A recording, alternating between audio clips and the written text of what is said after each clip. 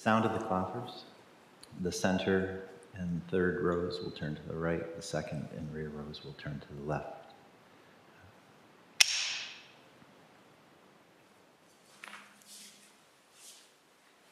The clappers sound, place your hands in shashu and begin a half step for each cycle of breath.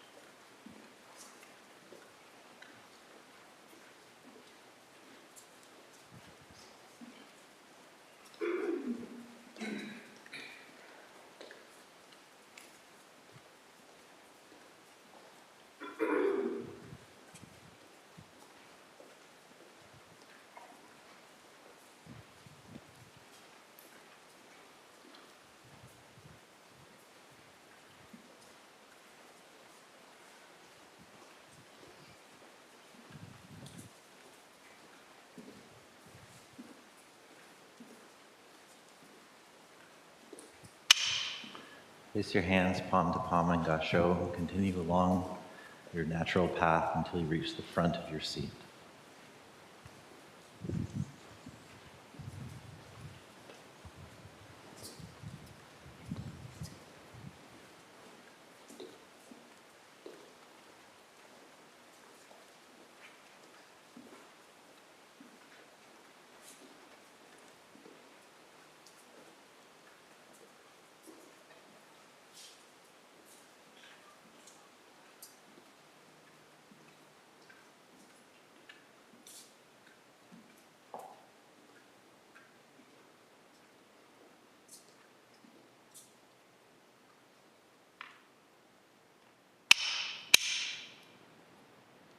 We'll now recite the Sangha Covenant, which you'll find in your stapled liturgy book.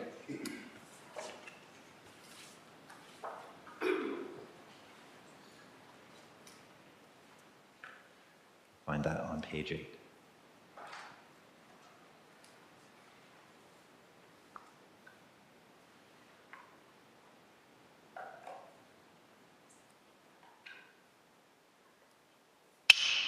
We, the Daishin Kokuji Sangha, with respect for the worth and dignity of each person, with wonder at the wisdom and compassion we seek to cultivate by practice, and with deep gratitude for the teachers of this lineage and our connection to one another, covenant to support each other by upholding the precepts of doing no harm, practicing good, and actualizing good for others.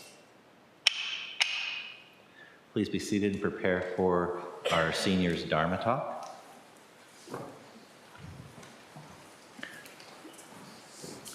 Sit comfortably and in such a fashion that you can make eye contact with the Shuso.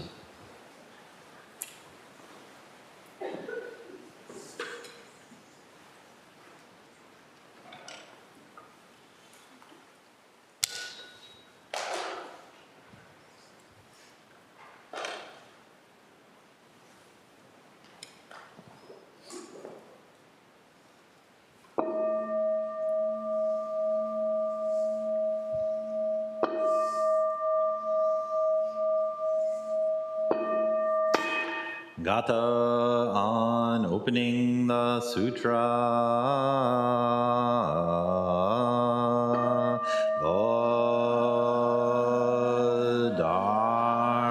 Dharma incomparably profound and infinitely subtle is rarely encountered even in millions of ages.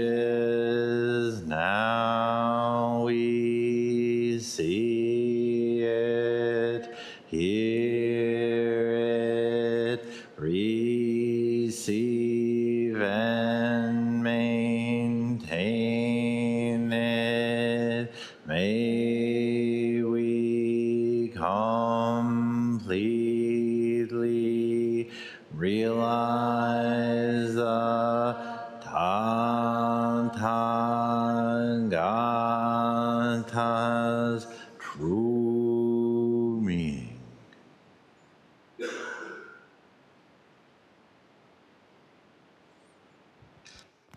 So good morning, everyone. Can you hear me okay? Okay. These things are not designed to go over glasses and hearing aids and unruly hair, but anyway.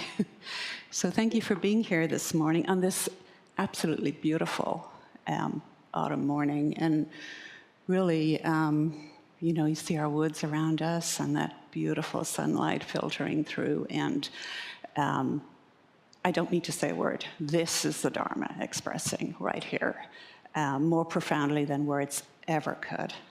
And yet, we are always called on to make an expression. So let's go ahead and do that. Roshi suggested that actually we have new people here. So let me explain that we're in a period of intensive practice called Ango, which we do every spring and fall. And we always have a theme. And the theme this fall is that seated liturgy we did this morning.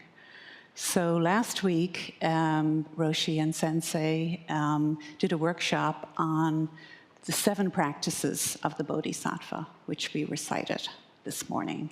And Roshi suggested I just talk about my experience of this particular prayer.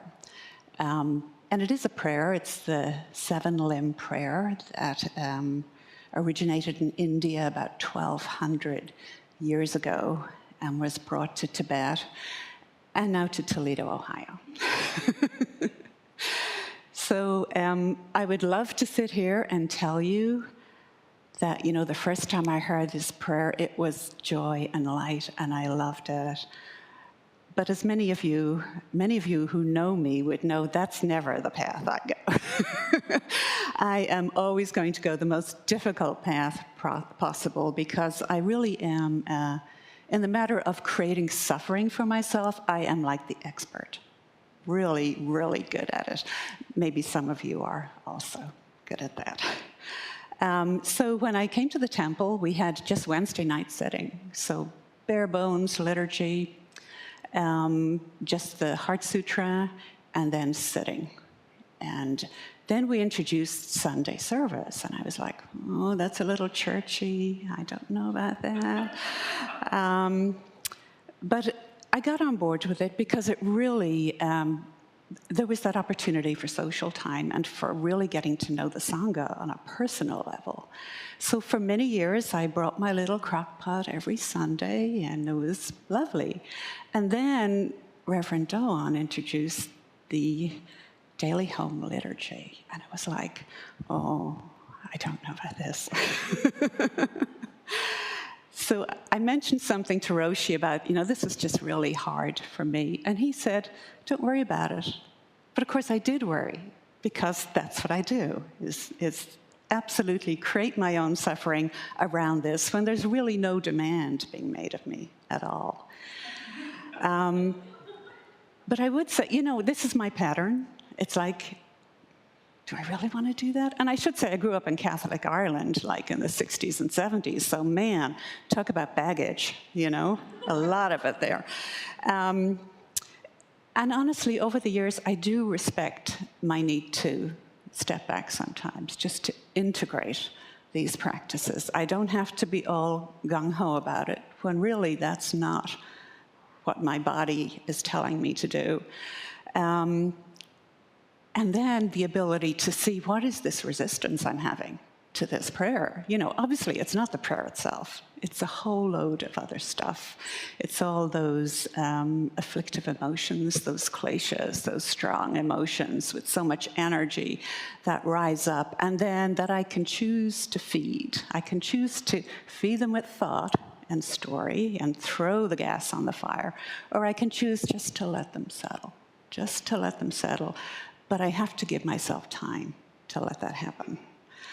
And of course, as Reverend Doan always says, in these circumstances, that juiciness, you know, that aliveness is, that's where your creativity and your imagination and where you really meet the practice on those edges.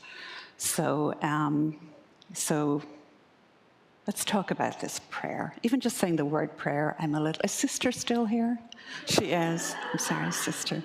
So I should preface this, Sister, by saying that I'm going to talk a little bit about my experience in Catholic Ireland, like some of it pre-Vatican II, and I know that is not the experience probably of any other Catholics in the room. This is very culturally specific and generationally specific, so I'm not denigrating anybody's religion here. I'm just saying this was my experience. This is why I was so messed up when this appeared in front of me in the Zenda. So the first line, I bow down in body, speech, and mind. And yeah, the first night I went to the Zendo. I had been practicing in Vipassana for a couple of years and going up to Ann Arbor, and I thought, oh, there's a Zendo in Toledo. I can just trot along on there with my little zafu and sit, and it'll be lovely. And I walk in the door, and the next thing I know, I'm whisked into the Zendo, and there are bells and chants, and suddenly everyone stops, and I know what's going to happen. I can see they're going to bow, and it's like, oh, dear God. How did I get into this particular pickle? And this was my first introduction to Zen practice. And it's probably hard for me to express my karma around that, cultural and societal, coming from a country with 800 years of British occupation, where bowing down was very much an act of subjugation. And I think probably in Western culture, that is our experience, that we assume it's an act of subjugation. And there's those obvious parts of that repression, you know, the theft of land, of labor, the denigration of culture, the outlawing of religion, of language, of education. Very obvious and clearly wrong. But then there's the shadow side to that. There's 800 years of being told, you're not good enough. You're not good enough to rule yourselves. You're not good enough to make decisions. And your culture is clearly inferior to ours.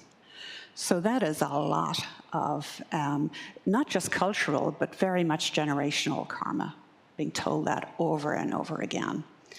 And also, well, you know, Ireland became independent in 1922, but my mother was born in 1920, so it's like one generation. But the Ireland I grew up in was a very repressed society. Part of it, I'm sure the empire, but part of it too, it was a country that was in a stranglehold of the Catholic Church. The educational system, everything culturally in society was ruled by the church. And honestly, it was a country where, you know, your internal psyche and emotions were off limits. You did not talk about that stuff. You know, you talked about books and music and the weather, which is like an endless topic on a little island on the edge of the Atlantic. So this was the society where I was born, and now I'm being put into this position where I actually have to make this decision. Am I actually going to bow down or not? And it's touching all of those buttons, you know, the subjugation, the vulnerability. It's a complete act of vulnerability. So my mind was saying, no, you are not going to do this. But I did do it, because there we all were, and I was next to Kaisho, who was just charming and lovely, and it was like an invitation. And honestly, I did what I thought I would experience is not what I experienced. That was not an act of subjugation at all. But I didn't know what it was. It was like the first question of Zen. What is that? I had no idea what that was. And of course, I knew I was in trouble right there and then. It's like, you know, when you finally, after years of looking, you find a good therapist, and like you're in alignment with this person, and you come out from the first appointment and you say, I should cancel that second appointment. Because am I really willing to go there? But I was at a point in my life where I was just done with the bullshit. You know, I had been a spiritual seeker my entire life, and I really had to go deep into it, this tradition, or I was going to end up in those safe little circles forever. I was going to live and die that way. And at this point in my life, I just wasn't willing to do that. And that's something that we all meet in our practice here. You know, we had Shokin interviews this morning, and that question, which is probably top secret, but I'm going to say it anyway. That first question, you're asked, why do you want to become a Shokin student? And this isn't about, well, you know, the robe, and it isn't about, this is the next step in the mandala. I've done Jukai, I've waited 2 years. This is the logical step. it's really asking you, what is impelling you to do this in your bones, in the marrow of your bones? Why do you have to do this? That is the question. And there's a lot of power in not knowing the answer to that question, and that's a really good answer, But in Zen, we're always called back to making an expression.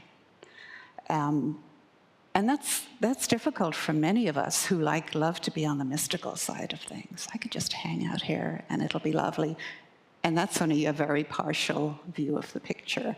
Reverend Doan, for many years, had to drag me kicking and screaming into Open Sozan on Sunday mornings, which is where after retreat we express our experience of the retreat. So coming into Zen, you really have to ask yourself, am I willing to risk it all? Because yes, we talk about, dropping the barriers of self, and that's a very real thing. And part of that is actually then responding skillfully, actually meeting the moment when you're called upon to make an expression. So there I was on Wednesday night saying, what the hell just happened? And part of it was, lowering the barriers, this connection. You're doing this embodied, energetic movement with all of these people. It's very relational. And also, I'm doing it with all of these habitual patterns and neuroses arising in my mind, both of those things at the same time. And I'm doing it as an imperfect being. It's like in my old tradition, well, you really had to be top-notch, to display yourself like that. But here I am bowing down with, my softness and my hardness, with my clarity and my confusion. Totally imperfect, and yet totally embodying this practice and being invited to do that. So this was quite an introduction to Zen practice. Roshi said at the workshop last week that if you can manifest it formally, you can integrate it. And that has really been my experience.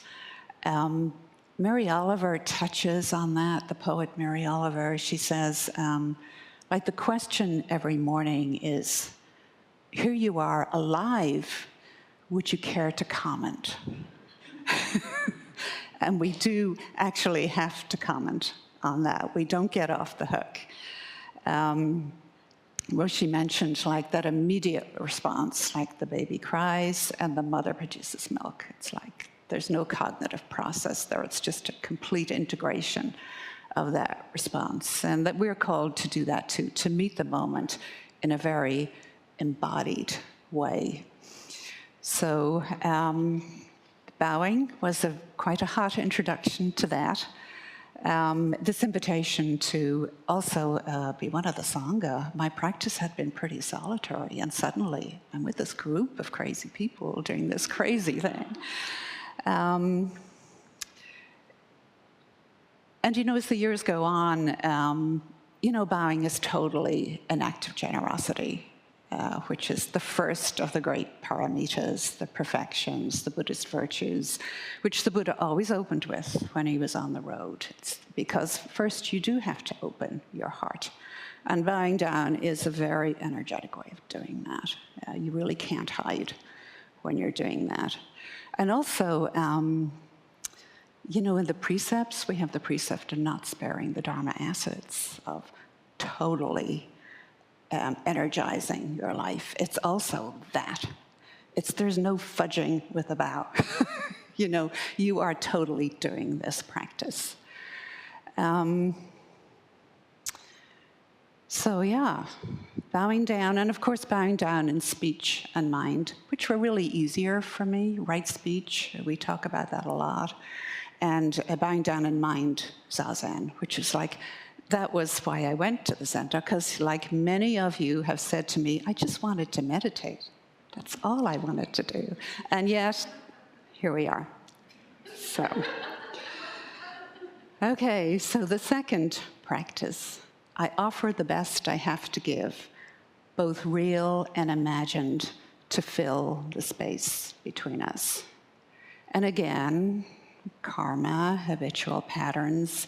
The religion I grew up in was very transactional. You know, you make an offering, you're getting something back in return. I remember All Souls Day, and I know the church has reformed greatly around indulgences since the Reformation, so they've been busy at that for many years. But I do remember, you know, they still have plenary indulgences, right? And I remember, like on All Souls Day, every time you go into a church and light a candle, or every time you go into a cemetery and say a prayer, you get an indulgence. Unfortunately, like, they're not for yourself, they're for the souls in purgatory. But it was like, we would go around the churches and go in and out, and in and out. It's like, even as a child, I was like, you know, does that actually make sense? And I'm sure that practice no longer occurs, but this is the crazy world that I grew up in. But there is this second part of the line. I offer the best I have to give, both real and imagined. So it's vast, limitless. It's not paying tribute, it's not making up for any inadequacy, and it's beyond any concept of what I have, of what the best I have to give is. So it's totally blowing those barriers apart. Norman Fisher, a number of years ago, wrote a book, the title of which I can never remember, The World Could Be Otherwise, and the subtitle is Imagination and the Bodhisattva Path. And that was another thing in Zen that just blew my mind, the role of imagination and creativity, and not be limited by this logical, conceptual mind. Not that we don't honor that also. And this realization that the only limitations I put on this practice are the ones I put on this practice. It is actually vast and limitless as mind. One Ango, Reverend Doan, to the Diamond Sutra, and that beautiful verse in chapter 32, which is like purely imaginative and creative. Thus shall ye think of all this fleeting world, a star at dawn, a bubble in a stream, a flash of lightning in a summer cloud, a flickering lamp, a phantom, and a dream. Giving voice to this, this miracle, you know, this miracle we can see all around us, this arising and falling that we're all part of. And of course, the expression of that is this compassion, that we're all doing this together. And that emptiness where everything around us, every leaf, every person is just a point of connection in this vast rising and falling. And that falling is in the rising. This imagination, this imaginative aspect of Zen really encapsulates that. It's like there doesn't have to be any barrier on this at all. In fact, what we're working towards is just lowering all those barriers, being able to see the beauty in our perception, being able to see the love in our feelings, and expressing this emptiness in the functioning of compassion. And we are invited to do this in making these offerings. And of course, you know, this vastness translates into that impossible vow that we all make, the Bodhisattva Vow, which is, you know, I vow to save all beings. It's just literally, as Norman Fisher says, literally, it's an impossible vow. But that's why it is possible, because this cannot be comprehended by the conceptual mind. This is an imaginative goal in an imaginative world that we as imaginative people undertake. Why would we limit ourselves? Reverend Doan made the really good observation at the workshop last week that the samsaric mind always tries to keep you impoverished. It wants you constricted because it just wants this nice, safe, egoic life that I'm used to. And here is the invitation to break out of this, these limitless offerings. And of course, we make these offerings to fill the space between us. It is relational. The entire spiritual path is relational. This is not something you can do apart. This is something we do with the entire cosmos. Okay, so, third practice. I might not get to the end. That seems to be a theme. I regret and purify all transgressions. Oh, confession. Even Roshi said last week, the specter of confession, which many of us pre-Vatican II Catholics, it was the specter of confession. I remember going off to the church every Saturday morning, and Father Stack was always in the confessional, and he was like the intellectual priest. I had this theory that every parish was given an intellectual priest, but I can't prove that statistically. But my feeling is that that was true. And you would go into confession, shaking, and confess your sins, and Father Stack would be reading the Observer newspaper. So, this was not a moment of connection. He was reading about, the Observer, I think is now the Tribune, like that left wing. He was reading about the rise of the proletariat, and I was mean to my sister. And it was like, I could probably have told him I murdered somebody and 3 Hail Marys and an Our Father. But I do remember that walk. I used to go with my friend Helen, and we would walk across Ellenfield Park. And like in all seasons. And one time in winter it snowed, which was back in those days a really rare occurrence in Ireland. And I do remember that embodiment of that cold, that blanket of stillness. So not all was in vain, apparently. I had to get something out of it. And of course, confession in those days was very dualistic. This was a priest moderating your relationship with God. You were not encouraged to have that direct relationship. This was the priest absolving you of your sins if he considered you worthy of forgiveness. So not exact, so very dualistic, right? And of course, it was based on original sin, that you were born a sinner and you needed to be saved. And you would do this through the patriarchy of the church. Our practice is very different from that. Here we are encountering our negative karma. We do like an examination of conscience in a way. We are encountering our afflictive emotions, and we are purifying them. But the baseline in our practice is our basic goodness, that we are the nature of the cosmos, perfect, complete, lacking nothing. And this is the basis on which we regret and purify all transgressions. So I can recognize, as Roshi said, you recognize when you missed the mark without the backstory of, I'm such a bad person. Pema Chodron talks about, compassionate sadness or positive sadness in this practice. That, I did harm often to myself, and I do feel sad for that. But that does not mean I am inherently flawed. This is polishing away that grime from my own inherent perfection. And then, as Reverend Doan said, you make amends, and you purify that act, and you're done. You're done. You're not carrying guilt and shame with you. Brené Brown says for shame to thrive, what it needs is silence. And that was very much what I got in Ireland, behind all the lace curtains, all the things you would never talk about.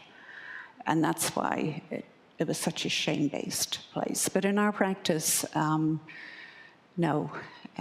Because shame implies an inherent inadequacy in you, and our practice is the exact opposite of that, is the expression of our perfection. So, line 4. I rejoice in all virtues. And honestly, this one I had no problem with. And I think part of the reason is jealousy's never been like one of my hot spots. Believe me, I have enough of them. But one of my issues is negativity. You know, I'm very, very Celtic in that regard. And I'm usually like so amazed that something good has happened to somebody that I'm totally on board with it. It's like, wow, that's so great. Culturally, though, where I grew up, that was never encouraged. You were never encouraged to really take joy in each other's joy. You were encouraged to distrust that. You were never encouraged to emulate the ordinary mortals around you. You were told the figures that you should emulate. Those people up on pedestals, so there's no real connection there, right? It's like an ideal, a conceptual ideal. But here in contrast, we intimately connect with the virtues of others, and we never begrudge it. There's no begrudging, and we always have total trust in that is just perfectly fine. We're all inherently perfect and complete, and we're all working on our shit at the same time. Both of those things are true. Okay, so I request you to remain until total enlightenment. Again, surprisingly, this one was easy for me, and I think because of the word request. The word request. Requesting the Buddha, the lineage, my teachers, to remain until total enlightenment. Before, the religious figures of my life did not ask. You were told what to believe. Obedience was demanded, imagination, creativity. That was dangerous. You're not capable of doing that, and don't go near that stuff. But this requesting to actually trust myself, to trust my own experience, and to encounter this experience of the Buddha, this historical figure of the Buddha, of the lineage of the teachers, to actually encounter intimately this same reality that we're all experiencing directly, that's not moderated for us. And of course, in Zen, great emphasis on a teacher will always turn you back to your own direct experience. Those of you working on the koans will know that sad fact. You go in there with like, oh, just the perfect presentation, and kaboom, right? Back to your own personal experience. Intimacy, what does this mean for you? And the other aspect of that, if you attempt to give a teacher your power, they will give it right back to you. And the warning that if a teacher doesn't do that, you should run. You should run as fast as you can.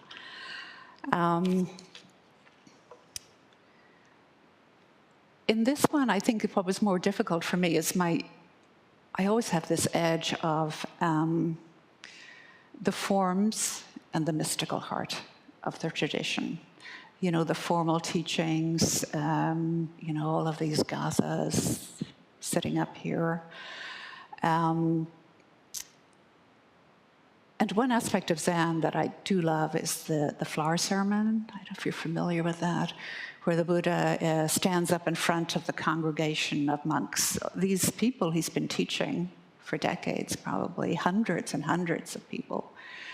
And he holds up the flower, and one monk smiles, Mahakayashapa smiles. And in Zen, that's the transmission story, the mind-to-mind encounter. So there's all these forms, there are all those monks in their robes, and the Buddha is up here, and then there's the flower, and there's Mahakayashapa. And this story is not just a historical story. It might not even be a historical story, but as Campbell says, myths are never factually true, but always essentially true.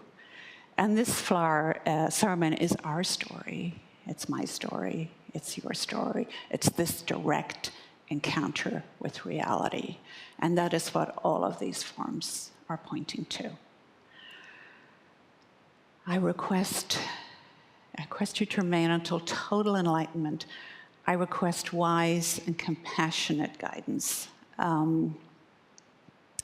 She said at the workshop that this is seeing that the true nature of the cosmos and the self are not separate.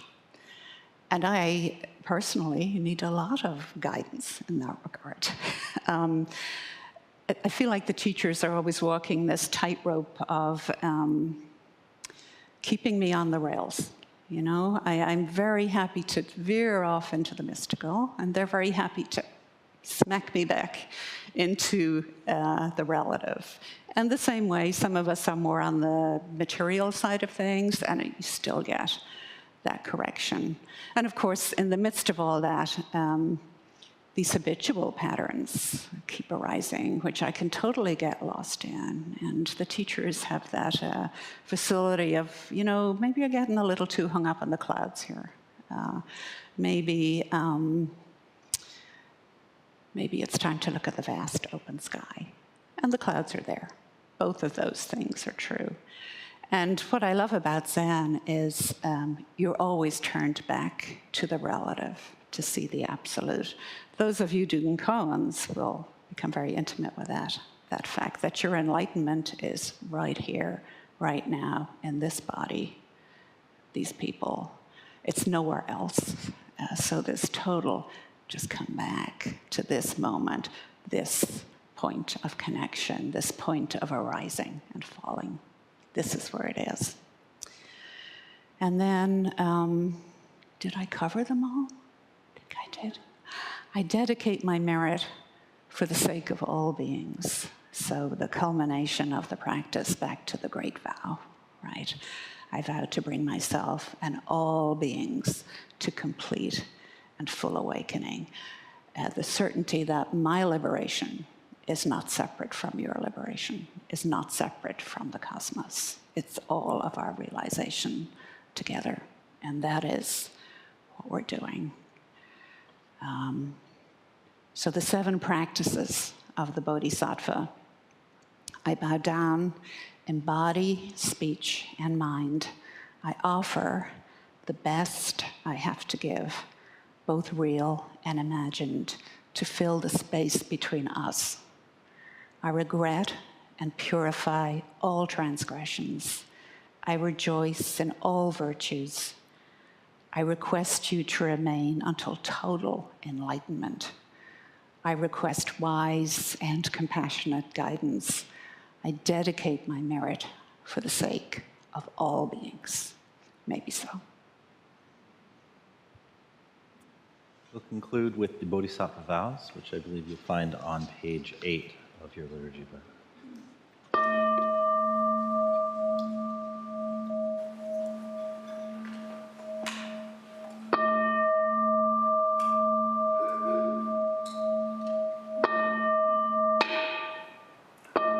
Beings are numberless.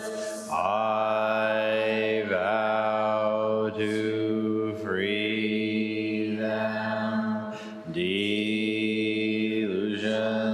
are inexhaustible.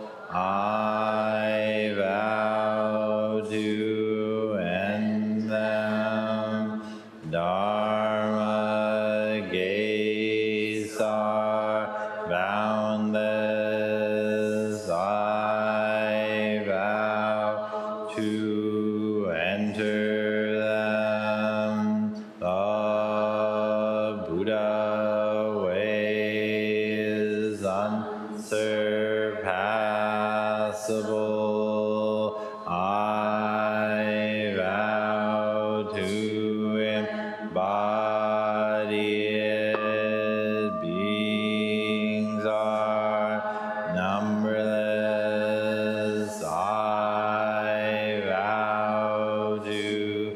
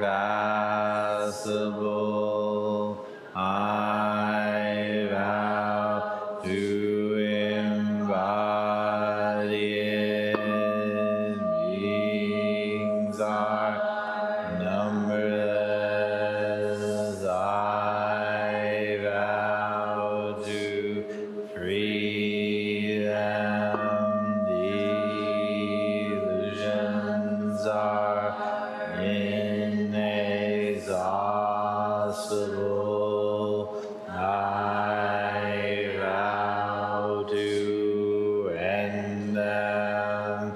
Dharma gates are boundless, I vow to enter them.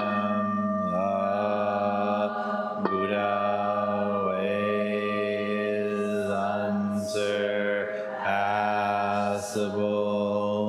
I vow to embody.